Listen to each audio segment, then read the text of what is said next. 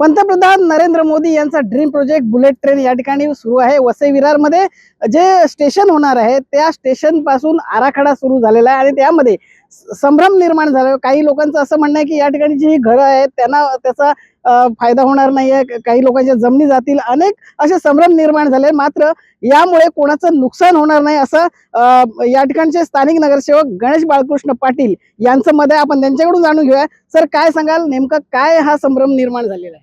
बघा, आपल्या महानगरपालिकेच्या महासभेत दोनदा विषय आला जो लोकल एरिया प्लॅन संदर्भात होता। जो वालेपाडा येथे विरार स्टेशन जे बुलेट ट्रेनचं होणार आहे त्या अनुषंगानं दोन्ही वेळेला सगळ्याच नगरसेवकांच्या वतीने तो विषय स्थगित ठेवण्यात आला। सर्वच जितके नगरसेवक सभागृहात उपस्थित होते त्यांच्या सगळ्यांच्या वतीने तो स्थगितीवरती ठेवला।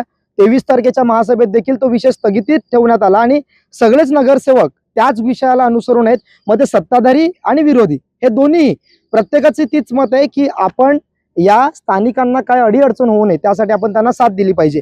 आणि याच गोष्टीला अनुसरून काल 24 तारखेला आदरणीय महापौर साहेबांच्या उपस्थितीत आदरणीय आयुक्त साहेब, आदरणीय नगर रचनाचे बिष्णोरकरजी, विरोधी पक्षनेते मनोज पाटीलजी आणि संबंधित सर्व स्थानिक लोकप्रतिनिधी म्हणजे तिकडे पंकज पाटील होते, सचिन देसाई होते, आम्ही होतो, ख्याती गरजजी होत्या, जितेश पाटीलजी होते, हितेश जाधव होते आणि सुनील घरत होते, त्यांच्या मिसेस नीता घरत, या सगळे स्थानिक जेवढे लोकप्रतिनिधी सगळे त्या मीटिंगला उपस्थित होते।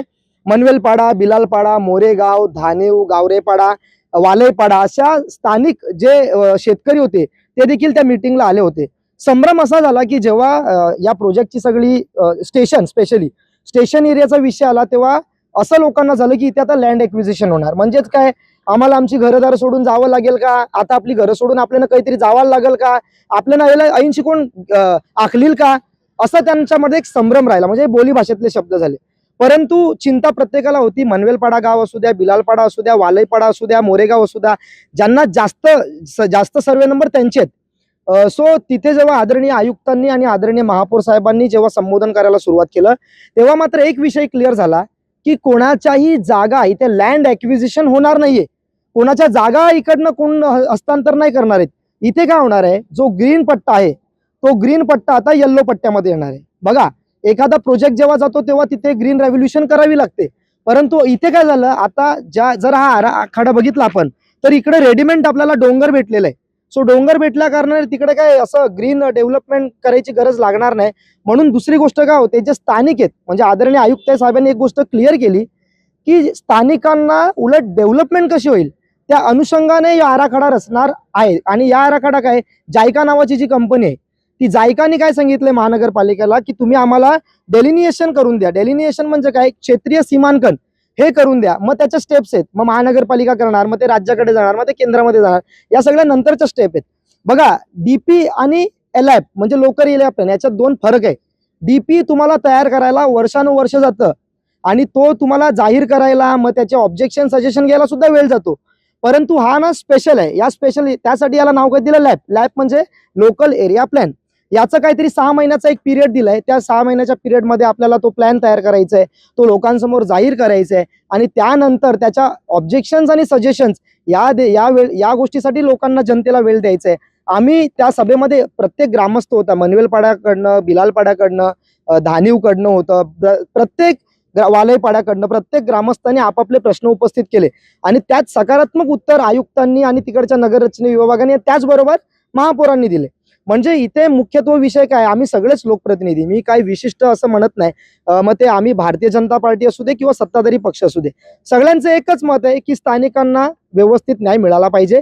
आणि आमच्या डे 1लाच आम्ही एक गोष्ट जाहीर केलेली होती, महासभेचा पहिला दिवस, तेव्हा विरोधी पक्षनेत्यांनी एक विषय मांडलेला की आम्ही या वसई विरारचे पहारेकरी म्हणून राहू। आणि आदरणीय रवींद्र चव्हाण साहेब आणि आमचे इकडचे आदरणीय राजनप्पा यांनी आम्हाला मार्गदर्शन काय दिले की सकारात्मक गोष्टीला आपण समर्थन देऊन कोलॅबरेटिव्हली आपण विकास धोरण ठरवायचंय आणि याच गोष्टीचा संस्कार ठेवून लोकप्रतिनिधी हा संस्कार बाळगून आम्ही एकत्रित तिथे या गोष्टीसाठी स्थानिकांसोबत आहोत। आता इथे संभ्रम काय होतो, या संभ्रमामध्ये काही भूमाफिया फायदा पण घेतात की अरे तुमच्या आता जागा जाणार आहेत, लवकर लवकर तुमच्या चालीसहित 7 विकायचे असतील तर आम्हाला सांगा। तर मी त्या स्थानिकांना सांगेल की अशा भ्रमामध्ये पडू नका, तुम्हाला कुठेतरी डेव्हलपमेंट येते आणि त्या डेव्हलपमेंटचे राजे तुम्ही व्हा, त्याचा क्राऊन तुम्ही घाला, कळलं का? कोणीतरी तुम्हाला संभ्रमित करायला येईल, तर आदरणीय आयुक्तांनी तो विषय क्लिअर कट केलेला आहे की इथे आपलं फक्त आता सीमांकन होणार, क्षेत्रीय सीमांकन होणार, तुमच्या जागा कोणीही घेऊन जाणार नाही. अर्थात जिथे ग्रीन झोन होतात तिकडे रेसिडेन्शियल झोन, कमर्शियल झोन किंवा इंडस्ट्रियल झोन अशा झोनमध्ये त्याची डेव्हलपमेंट होणार आहे. आणि इथे तुम्हाला दिसेल की इथे स्टेशनच्या बाजूला 3 रेडियस केलेत, 1 kilometre radius, 2 kilometre radius, 3 kilometre radius. याचा अर्थ काय होतोय, त्यांना ना स्टेशन पासनं विरार स्टेशन किती लांब आहे, नालासोपारा स्टेशन किती लांब आहे हे माहिती करून घ्यायचं होतं. दुसरी गोष्ट, हा सगळाच पट्टा डेव्हलप होणार आहे असं आयुक्तांनी सांगितलंय. त्यांना 2050 पर्यंतची प्लॅनिंग करायला सांगितलंय.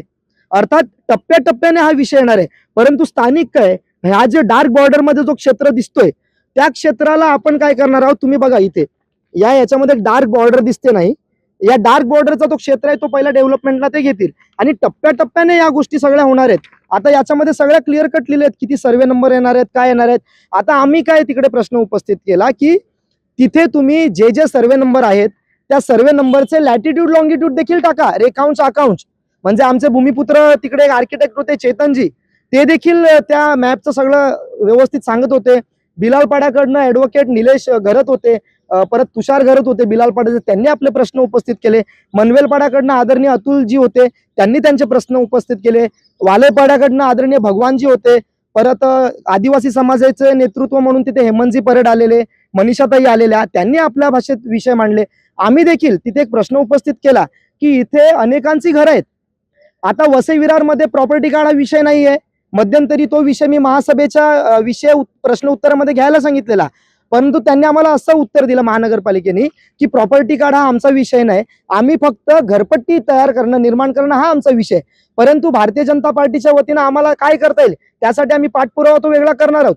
परंतु एट प्रेझेंट ज्यांची घर आहेत, ज्यांची प्रॉपर्टी कार्ड नाही आहेत, आदिवासी समाजातली जी बांधव आहेत त्यांच्याकडे काय प्रॉपर्टी कार्ड नाहीत, पण त्यांच्या कितीतरी पिढ्या, न मोजणाऱ्या पिढ्या इथे राहिलेल्या आहेत. मग त्यांना इकडनं बेघर करता येईल का, त्यांना बेघर करणार का? त्यावरती आयुक्तांनी सांगितलं की तसं काही होणार नाही, त्यांना देखील या विकासात्मक धोरणामध्ये कसं घेता येईल.